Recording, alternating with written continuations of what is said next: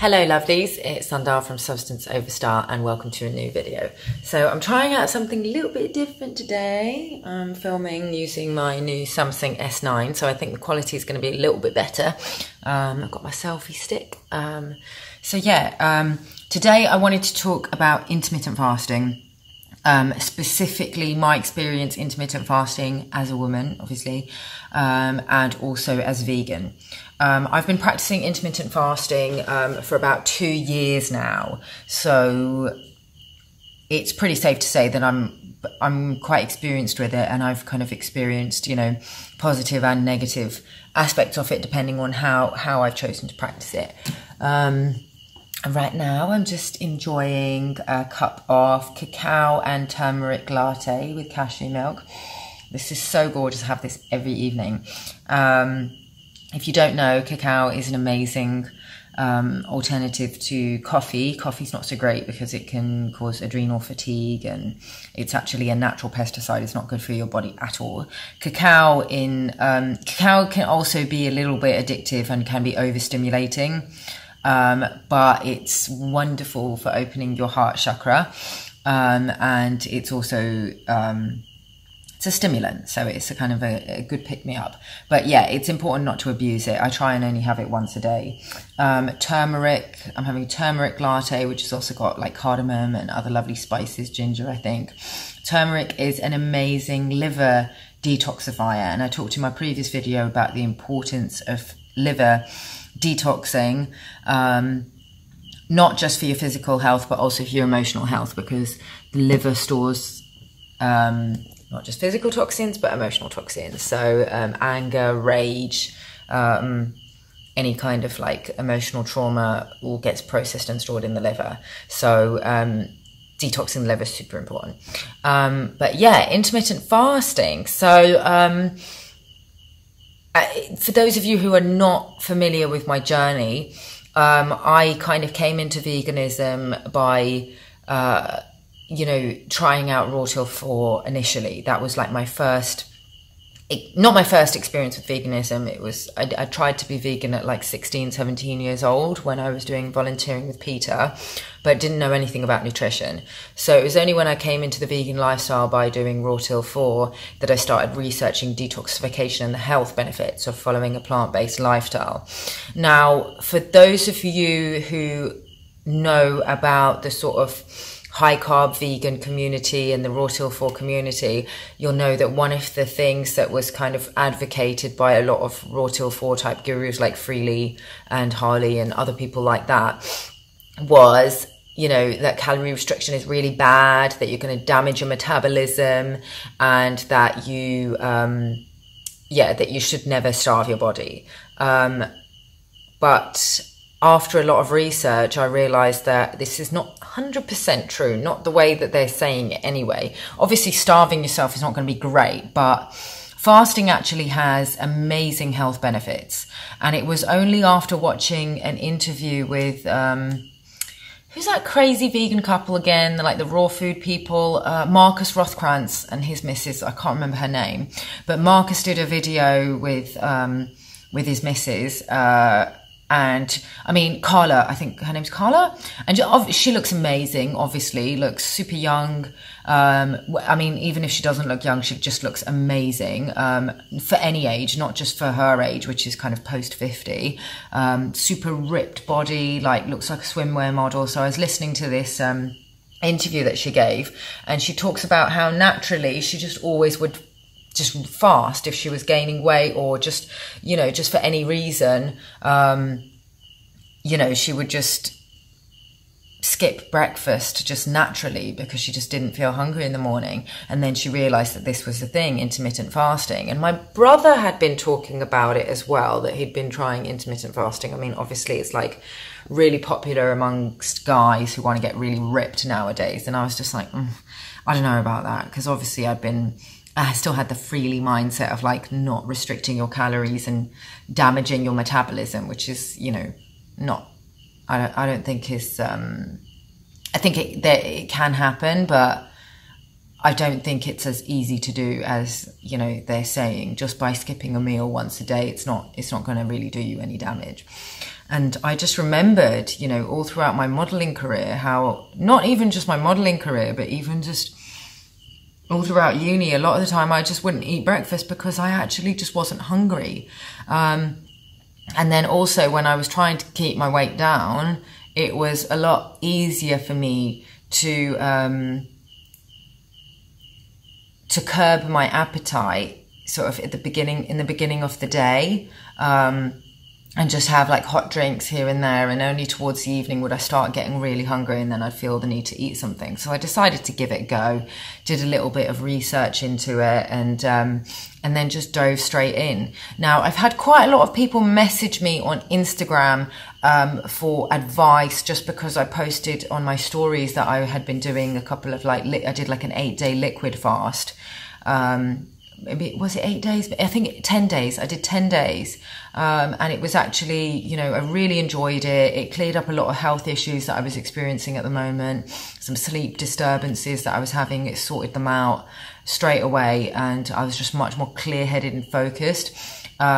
So I did advise people that if they wanted to try any kind of fasting, like a juice fast, or a water fast, or coconut water fast, or definitely a dry fast, not to jump straight in, because you can't go from like eating a normal diet with animal products and everything straight into doing a 3-day or a 5-day or a 10-day dry fast. It's just not going to happen. You're going to die. So I think that intermittent fasting is a great stepping stone for then other kinds of fasts and cleanses. And fasting has amazing health benefits. I mean, for anybody who isn't aware, I definitely recommend the book Fasting for Health. I'm reading that at the moment. It's just a great way to give your body a break from digesting food all the time, and actually focus, because when you're eating all the time, your body's just constantly focused on digesting. That's why after you eat a big meal, you're really tired, because all your body's energy is going towards digestion. Instead, if you fast, then your body can actually start doing what it's supposed to do, which is start detoxifying itself and healing and all of that kind of good stuff.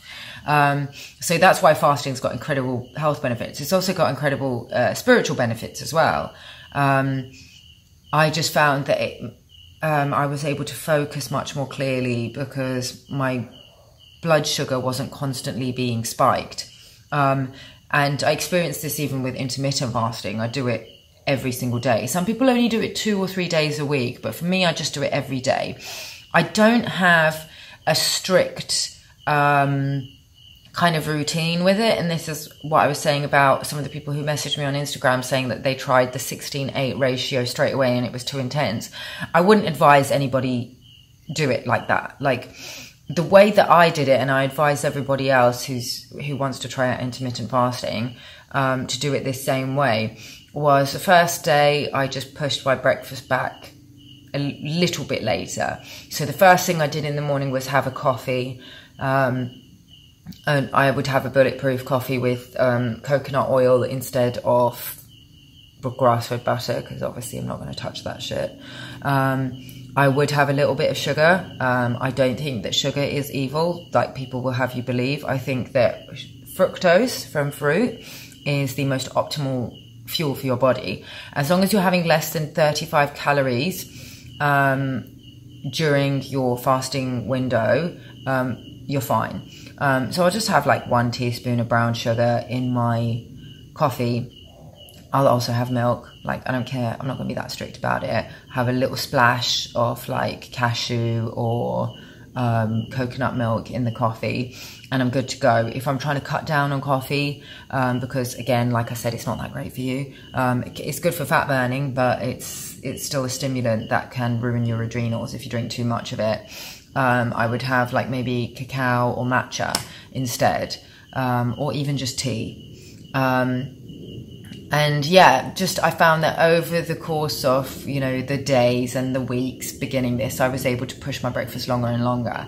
Now, for me, my first meal of the day, how early that is, really depends on how early I wake up. And obviously, but it also depends on how much sleep you get. Because if you get less than 8 hours sleep, which I don't recommend to anybody, it stimulates your appetite by like more than 15%. Obviously, it's proportional to how much sleep you're lacking. But I don't think it's a good idea for anybody to get less than 8 hours sleep. It ages you. And you know, I was saying to a friend the other day, most of the people who tell me that they only need 4 to 6 hours of sleep, I mean, to me personally, they look like they could really use a lot more. They kind of look older before their time. I mean, I'm 33, and personally, I think that this is what 33 is supposed to look like if you're getting enough sleep.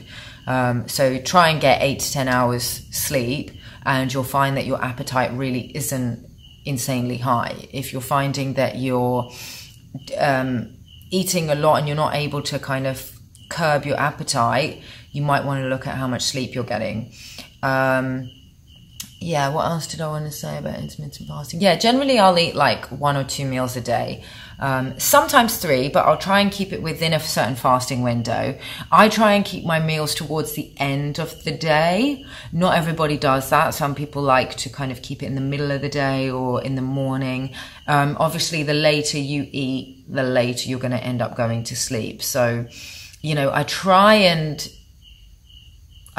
not eat at least 2 hours before I'm going to bed. But sometimes if I haven't eaten enough during the day and I'm still feeling hungry, I will sometimes eat a little bit just before bed.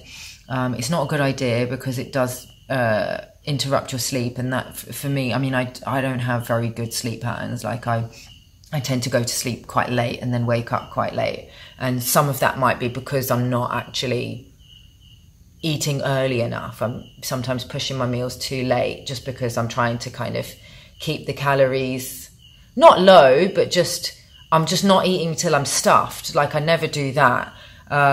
With intermittent fasting, a lot of people will have like these huge banquets and they'll just eat until they're stuffed. And for me, I actually don't really like that feeling of being super full. I'll just have like, most of the time, I'll have like a smoothie bowl to break my fast. Or if I'm feeling a bit more hungry, I'll have like a vegan breakfast, which will have like, just like fried breakfast potatoes. Oh my God. And like, you know, some steamed broccoli or some steamed spinach, maybe some baked beans or some fried mushrooms. Just, yeah, like not raw. I try and eat raw as much as possible, but, you know, occasionally I do like to have a nice cooked savory breakfast with lots of starches. It's just my way of being a bit naughty. Especially because I don't eat any processed foods or any junk food. Like everything I eat is like pure, unprocessed, plant-based, organic as much as possible. So for me, eating some fried potatoes, that's like my treat.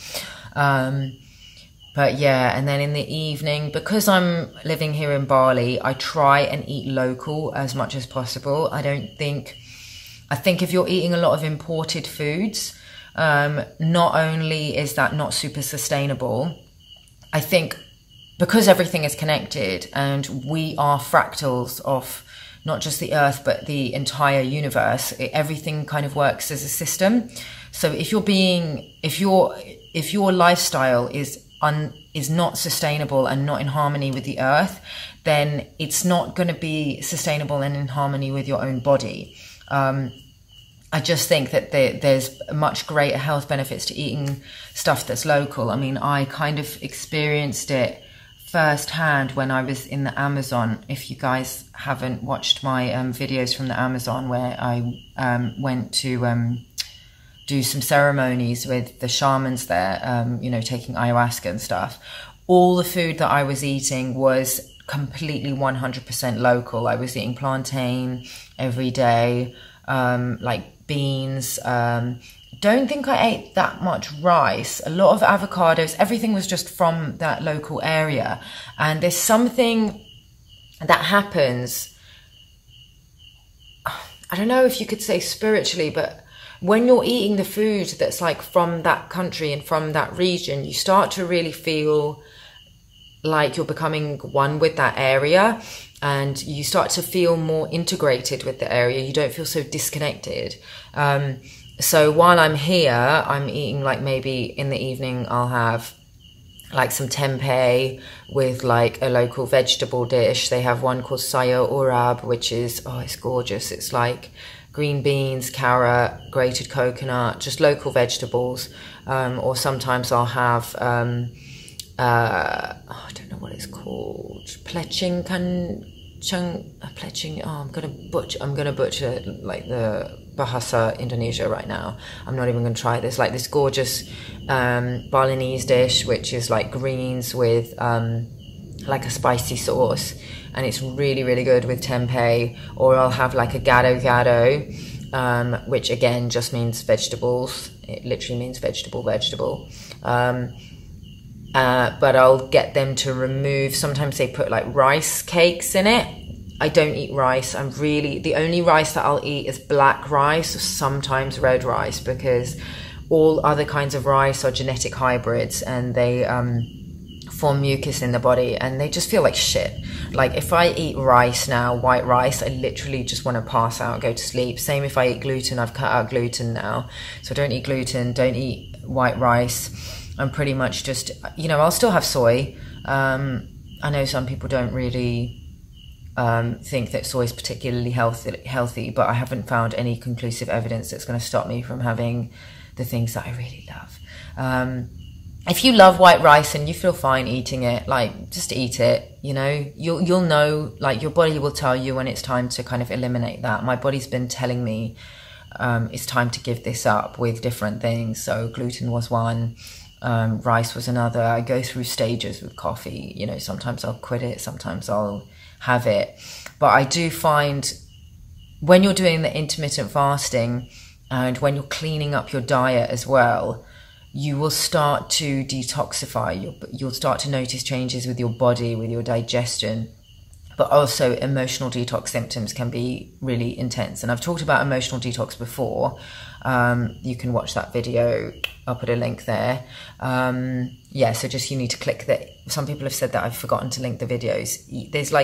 There will be a little eye that will pop up in the corner of the screen, and that will have all the links to the videos that I've mentioned, where you can go and watch those. What was I saying? Yeah, emotional detox. That when you start to clean up your diet, your body starts to release all the trapped emotions that it's been holding on to, old traumas and things like that. And sometimes it can get quite intense because you're feeling old emotions from, when you were a teenager, when you were a child, maybe like a painful breakup that you went through. But you won't necessarily know what they are. You'll just feel all this old stuff coming up, and it will feel old. So journaling can be really helpful during this process, but sometimes when it does get intense, I find that the tendency, for me personally anyway, to move back towards addictive substances like caffeine, even cigarettes sometimes for me, when I've brought up a lot of old junk from like angsty teen years, I will start like reaching for the cigarettes. And so I understand, I'm not here to judge people, just because I understand how addictive a lot of these things can be, processed foods and junk food and even animal products, even though they cause untold suffering. I do understand why people want to numb themselves with these things. But you're not doing yourself any favors. But be gentle with yourself, because it's a process, and it's not just with the intermittent fasting, but also with the the vegan, the plant-based journey and the natural healing journey. All of this stuff is sometimes like you'll take 2 steps forward and then it'll be 1 step back, sometimes even 3 steps back, depending on what's coming up.